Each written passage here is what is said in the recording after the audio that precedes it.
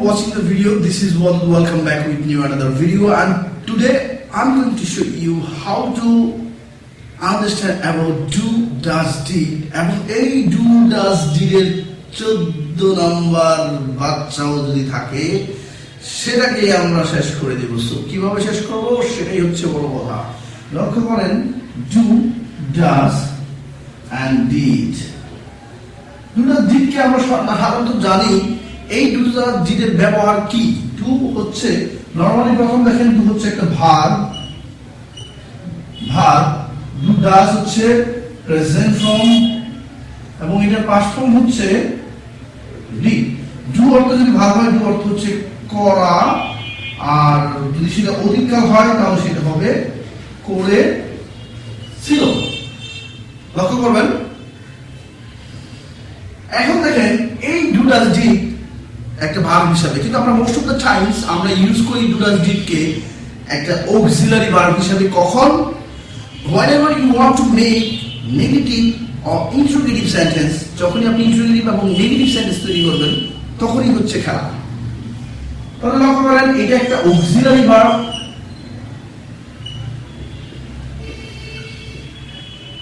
এবং এটা কখন?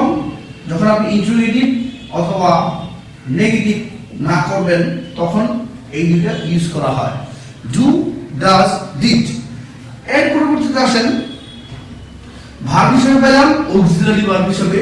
এই do does এর আরেকটা ব্যবহার হচ্ছে বাধ্যতামূলক বোঝাতে কোনো কিছু, বাধ্যতামূলক বোঝাতে আমরা ভার্বের সামনে do ব্যবহার করতে থাকি, ভার্বের সামনে do ব্যবহার করে থাকি অথবা does অথবা did।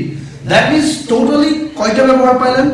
Totally you have got 3 uses of do does did। প্রথম হচ্ছে ভার্ব হিসাবে। আমি প্রথমে ভার্ব হিসাবে আপনাদেরকে দেখাবো, এরপর আপনাদেরকে দেখাবো অক্সিলারি ভার্ব হিসাবে কোথায় কোথায় ব্যবহার করতে হবে, এরপর আমি আপনাদের দেখাবো বাধ্যতামূলক ভার্বের সামনে কখন do does did বসাবেন। তাহলে দেখেন আমরা এখানে কয় ধরনের ব্যবহার পাইছি? 3 ধরনের। প্রথম ভার্ব হিসাবে, যেমন দেখেন আমি প্রথম ভার্ব হিসাবে এই ব্যবহার দেখাই দিয়েছি। ভার্ব হিসাবে যখন do অর্থ হচ্ছে do একটা ভার্ব এবং that is action verb। if you want to do something করতে গেলে you have to do something, that is why that is action verb। তাহলে do এবং does এটা হচ্ছে ভার্ব অর্থ হচ্ছে করা। এখন যদি আমি বলি আমি করি, আমি কাজ করি। লক্ষ্য করবেন আমি কাজ করি, তাহলে কি বলবেন? আই করি 2 অক্ষর, তাহলে হচ্ছে মূল ভার্ব আমি কাজটি করি এটা দিবেন, না হলে আপনি ওয়ার্ড দিয়ে চালাতে পারবেন। তাহলে আই এখন সবার শেষেরটা নেন, প্রথমেরটা সবার শেষেরটা। সবার শেষে কি? করি, তাহলে করি ইংরেজি কি? do। এখন যদি হি বসান তাহলে does। কেন হয় do does কেন নিবেন সেটা আমি বুঝাবো, আগে আমরা দেখব অর্থটা। he does, এখন আমি বসাইলাম he did।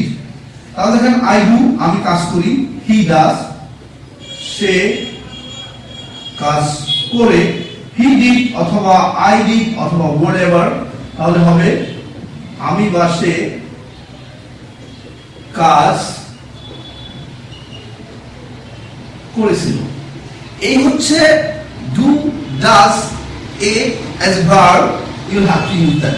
তাহলে do does এর ভার্ব হিসেবে ব্যবহার হচ্ছে কি? করা, তাহলে এটা একটা ভার্ব হিসেবে ব্যবহার হয়। এখন আমরা দেখব এই do does কখন অক্সিলারি ভার্ব হিসেবে ব্যবহার করা হয়। লক্ষ্য করেন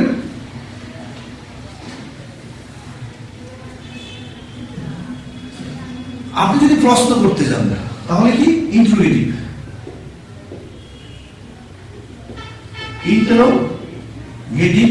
and নেগেটিভ। যেমন আমি বলেছিলাম I do the work। এখন এখানে মূল ভার্ব হচ্ছে কি? do। এখন এই কথাটাকে যদি আমি নেগেটিভ করতে চাই অথবা এটাকে যদি আমি ইন্টারোগেটিভ করতে প্রশ্নবোধক করতে চাই তাহলে আমি কি করতে হবে, আমাকে ডু অথবা ডাজ অথবা ডিড আনতে হবে। তাহলে আই ডু, এখানে মূল ভার্ব আছে, তো ডু ডাজ ডিড কখন নিবেন সেটা হচ্ছে সবচেয়ে বড় বিষয়। এবং most of the Times we get confused when to use do, when to use does, and where to use did at the time of making negative এবং interrogative sentence। তো আমি এখানে আপনাদের দেখাবো যে কিভাবে নেগেটিভ করবেন। এই যে দুটো দেখছেন, এটাকে যদি ইন্টারোগেটিভ করেন, এটা একটা মূল ভার্ব, এটা কি ভার্ব, মূল ভার্ব। তো এটার সাথে যদি এস থাকতো তাহলে আমি ডাজ নট বসাইতাম, যদি পাস্ট ফর্ম থাকতো তাহলে ডিড নট বসাইতাম। কিভাবে বুঝতে হবে সেটা আমি দেখিয়ে দিব, জাস্ট এটা আমি নেগেটিভ করলাম। তাহলে এটা যদি মূল ভার্ব তাহলে I sorry for that I do not, এই ভার্বের আগে ডু বসেছি।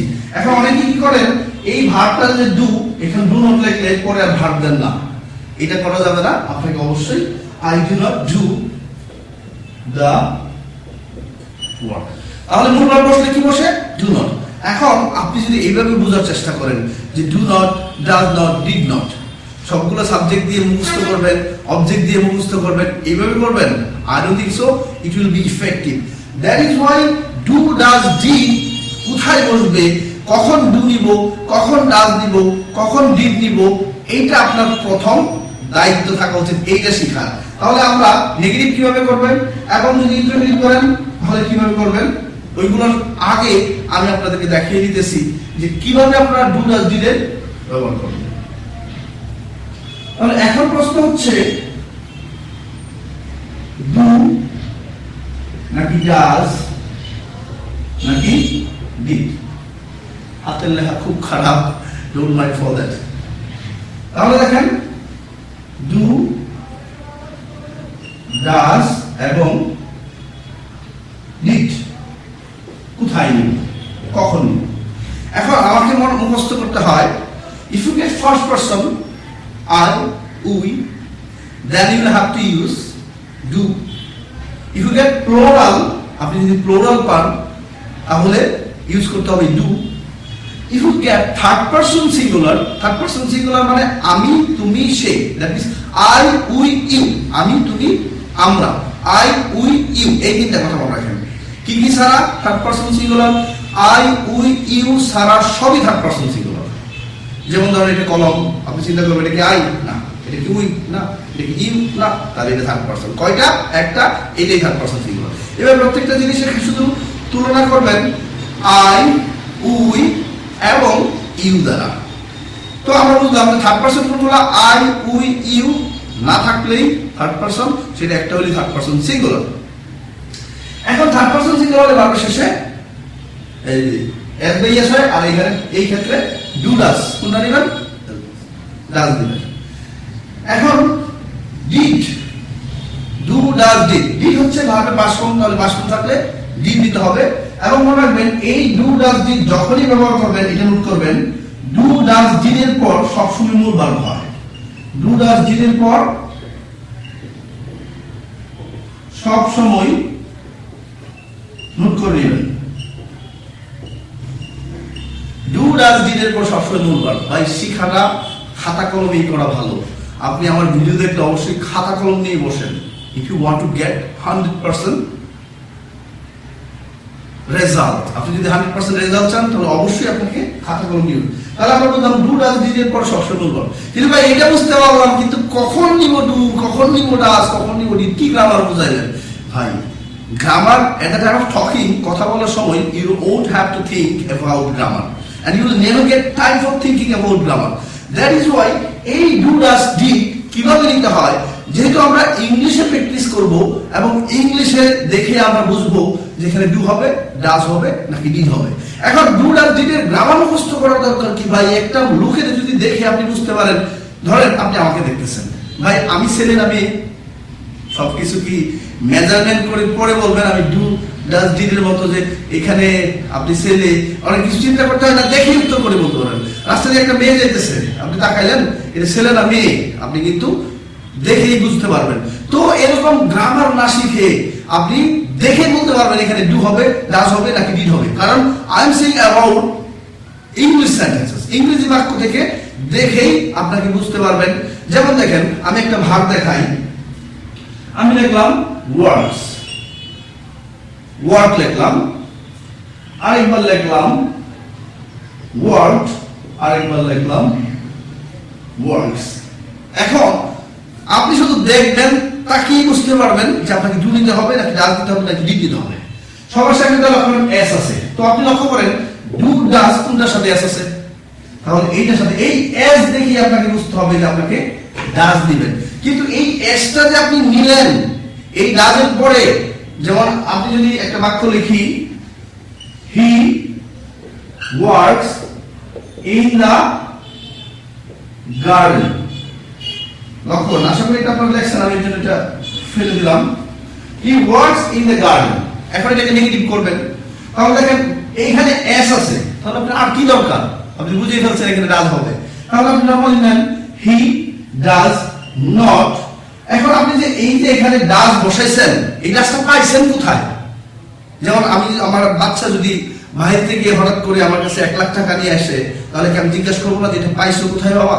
এখন আপনি যেখানে ডাজ ব্যবহার করছেন কোথায় পাইছেন, দেখেন সরাসরি এখানে এস আছে, এই এসটা কাইটে নিয়ে পরবর্তী ডাজ আনছেন। এখন এখানে ডাজ বসাই দেন কিন্তু এখানে এস সরাইলেন না, তাহলে কিন্তু আপনি বুঝেন নাই, এস বাদ দিয়েই ডাজ বসে। তাহলে এস দিয়ে কিন্তু আপনি ডাজ মনে করতে পারতেছেন, চেহারার সাথে মিলান, এস আছে শেষে। এখন যান ইডি পাস্ট ফর্ম, যদি পাস্ট ফর্ম পান লক্ষ্য করবেন এখানে কি পাস্ট ফর্ম ডি আছে, এই ডি থাকলে আপনাকে বুঝতে হবে দেখেন এখানেও ডি আছে এখানেও ডি আছে, তাহলে দেখেন এস এর সাথে এস মিলাইলেন, এস থাকলে ডাজ, ডি থাকলে ডি। এখন কি ওয়ার্ক মানে কি পাস্ট ফর্ম, একটা যদি এখন এরকম পাস্ট ফর্ম থাকে ওয়েন্ট, নট ওয়েন্ট আছে, তাহলে কোনটা নেবেন? ডু ডাজ এর পাস্ট ফর্ম হচ্ছে ডিড, তাহলে গোর পাস্ট ফর্ম হচ্ছে ওয়েন্ট, তাহলে এটা পাস্ট ফর্ম, পাস্ট ফর্মের জন্য আপনাকে কি নিতে হবে? ডিড নিতে হবে। এখন এই ওয়েন্টের পাস্ট ফর্ম নিলাম, এইখান থেকে আমি নিয়ে আসলাম ডিড নিলাম। যেমন ধরেন আমি এখানে আরেকটা বাক্য লিখি, আই ওয়েন্ট টু কলেজ, আমি কলেজে গিয়েছিলাম, আই ওয়েন্ট টু কলেজ। এখন দেখেন আপনি যদি নেগেটিভ করতে চান অথবা করতে চান, এটা একটা পাস্ট ফর্ম, পাস্ট ফর্মের জন্য নিতে হবে ডিড, তাহলে এখানে আমি প্রথম ডিড।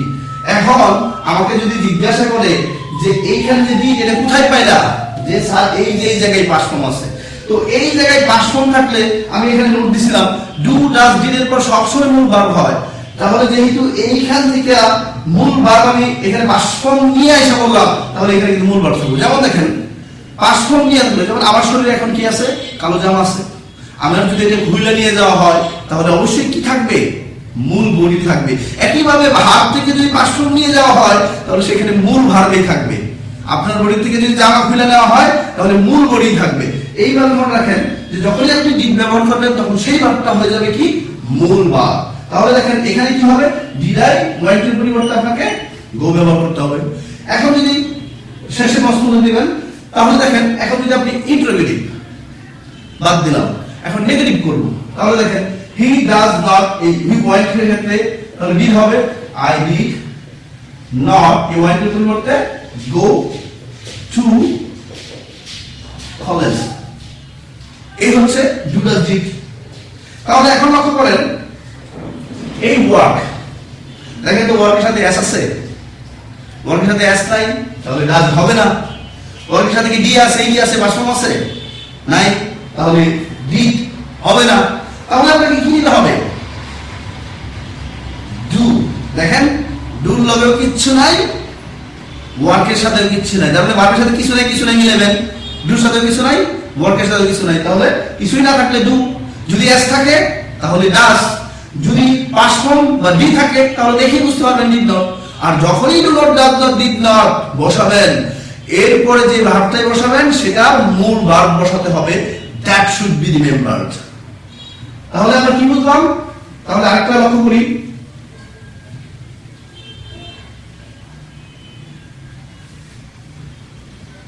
লক্ষ্য করবেন আমি নেগেটিভ এবং ইন্টারোগেটিভ দুটোই করব। I liked the game.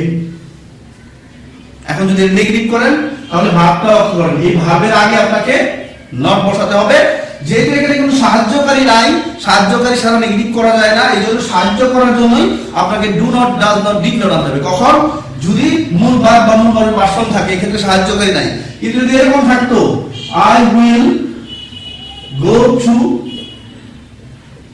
School, তাহলে নেগেটিভ করতে হলে আপনি কখনোই টু ডাজ চিন্তা করতে হবে না, যার সাহায্যকারী পরে নট বসে দিলে হবে। I will not go to school, I will not go to college. অথবা এই সাহায্যকারীকে সামনে will I go to school এভাবে করতে পারবেন। যখনই সাহায্যকারী থাকে না, মনে রাখেন, যখনই সাহায্যকারী থাকে না তখন আপনাকে নিতে হবে ডু, ডাজ, ডিড। যদি ভার্বের সাথে এস থাকে তাহলে ডাজ, যদি ভার্বের পার্সন থাকে তাহলে ডিড, যদি ভার্বের সাথে কিছুই না থাকে, এটা হচ্ছে ইংরেজি বাক্য দেখে যখন করবেন। আর বাংলাতে যখন আপনি নিজে বোঝার চেষ্টা করবেন, যেমন দেখেন আমি জানি, আই নো, তাহলে এখানে কোনো সাহায্যকারী নাই, তাহলে আপনি নিতে হবে আই এর সাথে আই ডু নট নো অথবা আই ডোন্ট নো। সে জানে, হি নোস, সে জানে না, হি ডাজ নট নোস। তুমি জানো, ইউ নো, তুমি জানো না। এখন আমি যদি নেগেটিভ করতে চাই তাহলে আমাকে সাহায্যকারী সাথে নেগেটিভ করা যায় না, তখন ডু ডাজ আনতে হবে। ইউ নো, নোর দিকে তাকান, প্রেজেন্ট ফর্ম, তাহলে ডু নট। এইভাবে চিন্তা করতে হবে। এখন দেখেন I like the game, D দেখছেন, ডু ডাজ ডিড কোনটা? অবশ্যই ডিড। তাহলে আমি দেখলাম আই নেগেটিভ করতেছে, এখন এটা হচ্ছে নেগেটিভ করে আমরা ইন্টারোগেটিভ করব। তাহলে দেখেন আই, এই যে ভার্ব আছে এই ডি কাইটা দিয়া ডিড নট, সাথে সাথে এইভাবে প্র্যাকটিস করবেন। আই ডিড নট পরে যেটা আছে সবটুকু লিখে ফেলেন, তাহলে হবে I did not like the game, প্রশ্নবোধক সবটুকু লিখবেন, ওইখানে আর কোনো সমস্যা নেই।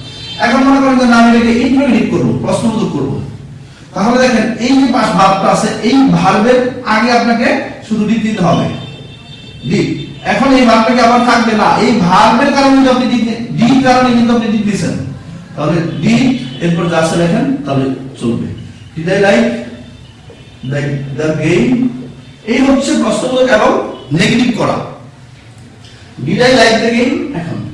এখন দেখেন যদি আমি এরকম একটা বাক্য পাই, she goes to school every day, এখন এটাকে আপনি নেগেটিভ করবেন। তো নেগেটিভ করলে কি করতে হয়? এই ভার্বটার সামনে আপনাকে do not, does not, did not দিতে হবে। এখানে যেহেতু সাহায্যকারী নাই তাহলে ডু নট, ডাজ নট আসবে। যেহেতু ভার্বের সাথে এস বাই এস আছে, এই এস বাই এস টা কাট দিবেন এবং এখানে উপর দিকে লিখবেন ডাজ নট। এখন কি গোস হবে না, ইএস কাইটে দিয়ে কিন্তু does not go to school, তাহলে নেগেটিভ হয়ে গেল। এখন যদি আপনি এটাকে ইন্টারোগেটিভ করতে চান তাহলে দেখেন এস লেখা এই সামনে বসিয়ে দিবেন, ডাজ শি, তার মানে এই এস লেখা আমি এখানে শুধু ডাজ বসায় দিলেই ইন্টারোগেটিভ হয়ে যাবে। তারপর দেখেন does she go to school, dot dot দিয়ে আমি সবটুকু বুঝিয়ে দিলাম, does she go to school. আচ্ছা, এখন যদি বলেন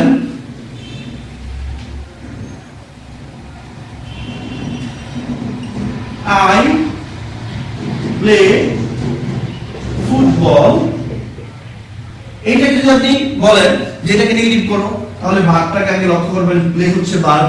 এখন ভার্বের দিকে তাকান তো এস আছে না, তাহলে ডাজ নট হবে না। এখানে কি ডি আছে না, তাহলে ডিড নট হবে না। যেহেতু ডাজও নাই, এসও নাই, ডাজ নাই, ডিডও নাই, তাহলে একটা তো হবে, কিচ্ছু নাই, কিচ্ছু নাই কিন্তু ডু, তাহলে ডু ব্যবহার করেন। তাহলে কি হবে? আই ডু নট অথবা আই ডু নট একসাথে ডোন্ট বলতে পারবেন, এরপর ভার্বটা বসিয়ে দেন, আই ডোন্ট প্লে ফুটবল, তাহলে নেগেটিভ হয়ে গেল। এখন যদি প্রশ্নবোধক করেন কিছুই নাই, সামনে এখানে ডু বসায় দেন, শেষে প্রশ্নবোধক দিয়ে দেন, এটা ইন্টারোগেটিভ হয়ে গেল। এখন যদি ডব্লিউএস বসাতে চান, যে কোনো একটা ডব্লিউএস, এখানে ওয়ার্ড বসাই দিলাম, দেখেন হোয়াট ডু আই প্লে, এইভাবে হয়ে যাবে। তো কিভাবে প্র্যাকটিস করবেন এখন এটা দেখাইলাম। এখন যদি এরকম থাকে অনেক সময় আমরা কনফিউজ হয়ে যাই।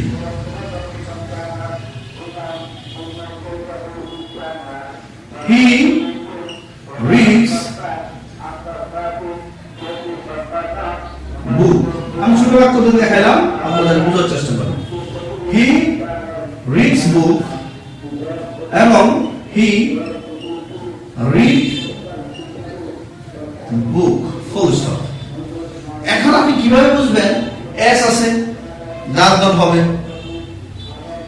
এটা বুঝতে পারলেন।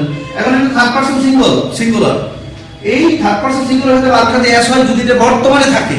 দেখেন যখন এস পাবেন তখন বুঝবেন এটা বর্তমান, কারণ রিড এর 14 গোষ্ঠী শুনলে কিন্তু রিড। যখন এটা বুঝতে হবে যখন থার্ড পারসন সিঙ্গুলার, এটা প্রায়ই আপনাদেরকে বিভিন্ন পরীক্ষায় কনফিউশন করে। যদি এস থাকে তাহলে এটা বর্তমানে আছে, তাহলে ডু ডাস। এখন দেখেন এর সাথে এস নাই, তাহলে কি আপনি ডু নেবেন? হির সাথে তো ডু হয় না। তখন বুঝতে হবে যে এইটা আছে, এই রিড এস নাই বিদায় এটা পাস্ট ফর্মে আছে। পাস্ট ফর্মে থাকলে আপনি যদি ইন্টারোগেটিভ করেন তাহলে ডিডটা সামনে বসাবেন, প্রশ্ন উত্তর দিবেন, হয়ে যাবে। এখন নেগেটিভ করবেন তাহলে এখানে ডিড নট বসায় দেন, যা আছে তাই। হি ডিড নট, কারণ ডু ডাস ডিড এর মূল ভার্বই হয়, এটা রিড ও মূল ভার্ব। তাহলে হি ডিড, এটা হচ্ছে রেড দ্য বুক। এখন দেখেন যেহেতু এস আছে, এস থাকলে প্রেজেন্ট, তখন আপনি ডাস বসাবেন। আশা করি ব্যাপারটা বুঝতে পারছেন। এখন আরেক ধরনের প্রবলেম আমরা বেশিরভাগ সময় দেখি, আমি যেটা বলছিলাম যে আই ডু দা ওয়ার্ক, এটা যখন আমরা প্র্যাকটিস করি তখন নেগেটিভ করতে চাইলে দেখেন এই ডু, এটা মূল ভার্ব এখানে থাকবে, এর আগে আমাকে একটা ডু নট বসাইতে হবে, মনে রাখবেন। এখন আপনারা অনেক সময় এই ডুটা লেখেন না, তাহলে কিন্তু হবে না। তাহলে দেখেন I do not do the work, অথবা I don't do the work, এইভাবে বলতে পারবেন। তাহলে মনে রাখবেন ডু থাকলে আপনি তো অক্সিলারি ভার্ব আনতেছেন মূল ভার্ব, কিন্তু মূল ভার্ব হিসাবে এই ডু কিন্তু সাহায্য করে না, যে এখানে I do not the work, তাহলে হবে না। এটা ভার্ব হিসেবে রাখতে হবে, এটা দেখে আরেকটা ভার্ব হতে হবে। এই কারণে বললাম ডু শুধু অক্সিলারি ভার্ব না, ডু কিন্তু মেইন ভার্ব। তাহলে এটা বুঝতে পারলেন যে কখন ডু ডাস কি হয়, এটা বুঝতে পারলেন। এখন লাস্ট ওয়ান হচ্ছে আমি আপনাদেরকে বলছিলাম যে do does did as compulsory, মানে বাধ্যতামূলক বোঝাতে, তাহলে দেখেন বাধ্যতামূলক বোঝাতে। যেমন দেখলেন আমার ছেলে দেখবেন আমার সাথে কনফিউজ করে যে আই লাভ মাই মাদার। আমি যদি প্রশ্ন করি do you love your mother, তাহলে সে বলবে yes I do love my mother. তাহলে আই লাভ মাই মাদার এর অর্থ হচ্ছে আমি আমার মাকে ভালোবাসি। যখন আপনি এই যে এটাকে আরো এমফাসিস করে বোঝাতে চাইবেন, আরো জোর দিয়ে বোঝাতে চাইবেন যে হ্যাঁ আমি অবশ্যই আমার মাকে ভালোবাসি, we do love, we respect our teacher, we do respect our teacher because we have got something from them. তাহলে দেখেন যখন আমি এটাকে বলবো আই ডু লাভ, এটা কিন্তু অক্সিলারি ভার্ব হিসেবে না, বাধ্যতামূলক বোঝানোর জন্য। I do love my mother. Do you love me? If you love me, make me comment below. I do love all of you. তার মানে কি? আমি করি ভালোবাসা এরকম না, I do love এর মানে আমি বাধ্যতামূলক এমফাসিস দিলাম, compulsory বুঝালাম।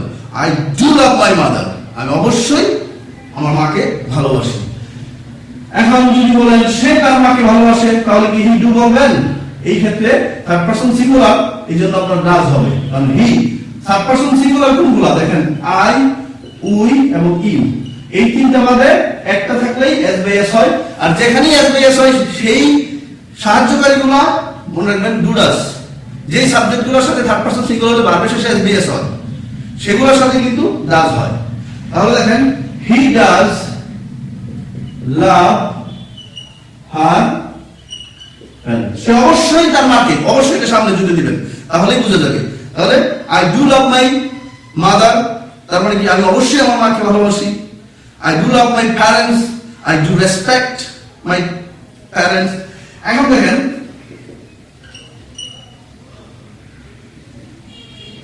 I did do the work, তাহলে এটা কি ভুল? না, এই দিকটা ইউজ করা হয়েছে অতীতকালের বাধ্যকতা বুঝাইতে, আর ডিডের পরে মূল ভার্ব হয় এই জন্য ঢুকেছে। তাহলে আই ডিড দ্য ওয়ার্ক, হ্যাঁ আই ডিড দ্য ওয়ার্ক এর অর্থ হচ্ছে আমি কাজটি করেছিলাম। আই ডিড দ্য ওয়ার্ক, আমি অবশ্যই কাজটি করেছিলাম, আমি করেছিলাম। Yes I did do it, হ্যাঁ আমি করেছিলাম, এরকম বোঝাতে ডু ডাজ ডিড হয়। তাহলে মূল ভার্ব হিসাবে যখন ব্যবহার করবেন তখন কি পাইলেন?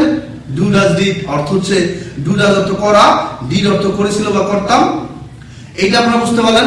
এখন আমি আপনাদেরকে বুঝাবো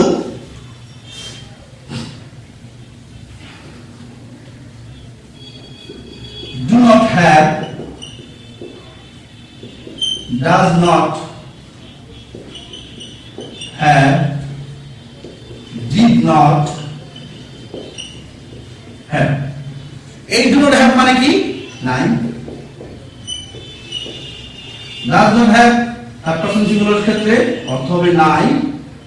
did not have এর অর্থ হবে ছিল না। তাহলে দেখেন আমার টাকা নাই, I don't have money।